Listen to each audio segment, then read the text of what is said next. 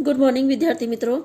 कक्षा 12 विषय भूगोल पाठ 11 भौगोलिक जानकारी के स्रोत और उसका संकलन। यहाँ पे हम 11वें पाठ की चर्चा करने वाले हैं।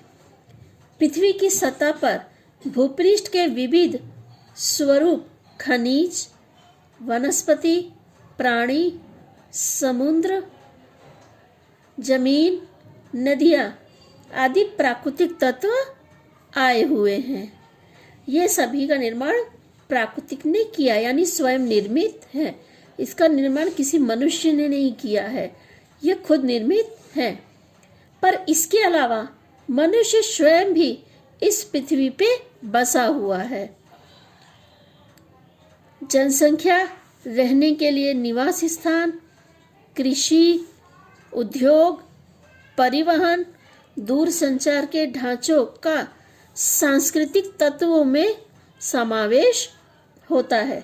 ये सभी तत्वों का निर्माण मानव ने अपनी सुविधा के अनुसार किया है, तो इन्हें हम सांस्कृतिक तत्वों के नाम से जानते हैं। प्राकृतिक तत्व जिनका निर्माण प्राकृतिक ने किया है और सांस्कृतिक तत्व जिनका निर्माण मानव ने किया है। ये सभी तत्व भू स्तर पर अनियमित रूप से फैले हुए हैं, यानी कहाँ पे कितना खनिज है, कितने वनस्पति हैं, कितने प्राणी कहाँ पाए जाते हैं, कौन सी नदी कहाँ से बह रही है, समुद्र का विस्तार कितना है, या कहाँ पे कितनी जनसंख्या है, कहाँ पे कितनी कृषि होती है। ये सभी का प्रमाण अनियमित है, अलग अलग है। हर क्षेत्र में एक जैसा नहीं है कि हाँ निश्चित है इतनी ही कृषि हर जगह होती है, या इतना ही पानी हर जगह पे है, इतनी वनस्पति हर जगह पे है। यानी ये अनियमित रूप से ये भू स्तर पर फैला हुआ है। हम देखते हैं कहीं पे समुद्र का भाग ज़्यादा है तो कहीं पे भूभाग, कहीं पे जंगलों का प्रमाण अधिक है तो कहीं पे बंजर जमीन का प्रमाण, यानी अलग अलग हम देख सकते हैं। अनियमित रूप से पृथ्वी पर सब कुछ फैला हुआ है। इन सभी तत्वों के बारे में जानकारी प्राप्त कर सकते हैं। ऐसी जानकारी को भौगोलिक जानकारी कहते हैं। ऐसी जानकारी आंकड़ों के स्वरूप में भी प्राप्त की जा सकती है, जिसे अंकात्मक जानकारी अथवा डेटा कहा जाता है। ये डेटा की परिभाषा है।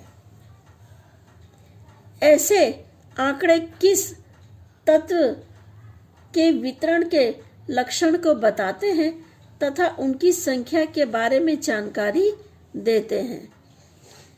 ऐसे आंकड़े गुणात्मक तथा मात्रात्मक दोनों तरह के हो सकते हैं, यानी ये दोनों जानकारी गुणात्मक और मात्रात्मक दोनों तरह की हो सकती है। भौगोलिक जानकारी की आवश्यकताएं। पृथ्वी की सतह पर आए हुए सभी प्रकार के प्राकृतिक एवं मानव सर्जित तत्वों का वर्गीकरण किस प्रकार हुआ है, कौन सा तत्व अथवा कौन सा तत्व कहाँ आया हुआ है, यह जानकारी प्राप्त नहीं है। यह भी जानकारी आवश्यक है कि यह तत्व वहाँ कौन सी स्थिति में है और परस्पर किस संबंध से जुड़े हुए हैं। उन सभी में संलग्न का कोई संबंध है या नहीं, यह जानकारी एक अध्ययनकर्ता के लिए अत्यंत आवश्यक है।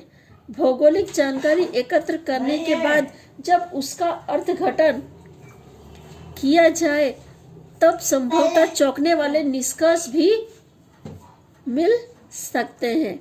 जब इन सभी जानकारियों का हम अर्थघटन करें, यानी अलग अलग करें, तो कई बार चौंकाने वाले निष्कर्ष भी हमारे सामने आते हैं। ऐसे अर्थघटन भूगोल के अध्ययन में महत्वपूर्ण होते हैं। अन्य विषयों के लिए भी ऐसे निष्कर्ष सहायक बनते हैं। अगर आप भूगोल के बारे में जानकारी प्राप्त करना चाहते हो तो भौगोलिक जानकारी का अर्थघटन होना आवश्यक है। यानी अर्थघटन यानी उनको अलग अलग जानकारी आपके पास होनी आवश्यक है। जिसके भूगोल के अध्ययन में आपको मदद मिल सकती है। इस तरह भू स्तर पर आए प्राकृतिक या मानव सर्जित तत्वों की जानकारी अध्ययन आज केंद्र आवश्यक बन गया है।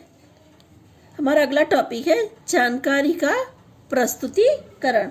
सतह पर रहे हुए तत्वों के बारे में सिर्फ जानकारी प्राप्त करने से उद्देश्य पूरा नहीं होता। एकत्र जानकारी को किस रूप में, किस पद्धति से पुनः प्रस्तुत करना है, यह भी उतना आवश्यक है। यह प्रस्तुतिकरण आंकड़े के स्वरूप में, सारणी के रूप में अथवा किसी दृश्यमान चित्र आलेख द्वारा भी किया जा सकता है। प्रस्तुत जानकारी गुणात्मक या मात्रात्मक होती है। गुणात्मक जानकारी प्रस्तुतिकरण करने की पद्धति में मात्रात्मक जानकारी प्रस्तुत करना कठिन है। आप जब जानकारी को एकत्र करते हैं तो उसे फिर से प्रस्तुत करना या उस जानकारी का अर्थघटन करने के बाद जानकारी को फिर से प्रस्तुत करना उतना ही आवश्यक होता है। आपके पास जानकारी है, पर उस जानकारी को जब तक आप प्रस्तुत नहीं करेंगे तब तक वो जानकारी का कोई अर्थ नहीं है। तो जानकारी का प्रस्तुतिकरण भी उतना ही आवश्यक होता है। अगला टॉपिक है जानकारी के स्रोत एवं प्रकार।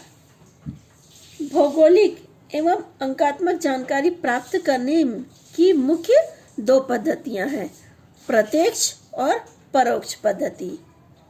सामान्य उद्देश्य के लिए अथवा किसी विशिष्ट उद्देश्य के लिए कोई व्यक्ति या व्यक्ति समूह किसी क्षेत्र में स्वयं जाकर जानकारी प्राप्त करता है या जानकारी पद्धतिसर लिखा गया हो। स्थल निरीक्षण तथा अपने उद्देश्य को सफल बनाने हेतु उस क्षेत्र में के रेखांकन, तस्वीरों तथा वीडियोग्राफी द्वारा जानकारी प्रस्तुत की जाती है। प्रत्यक्ष मुआयना कर व्यक्ति स्वयं जानकारी एकत्र करे। यह जानकारी प्राप्त करने की प्रत्यक्ष पद्धति है। इस जानकारी को प्राथमिक जानकारी कहते हैं। कहने का अर्थ है कि व्यक्ति वहां पर स्वयं जाकर जानकारी को एकत्र करता है तो उसे प्रत्यक्ष जानकारी के रूप में जाना जाता है। हम किसी जगह पर जाते हैं, उस जगह पर जाकर वहां के बारे में जितनी जानकारी है हम एकत्र करते हैं तो उसे प्रत्यक्ष जानकारी के रूप में जाना जाता है। ठीक है विद्यार्थी मित्रों, आगे की चर्चा हम लोग अगले वीडियो में करेंगे। यहाँ पे मैं अपनी चर्चा रोकती हूँ।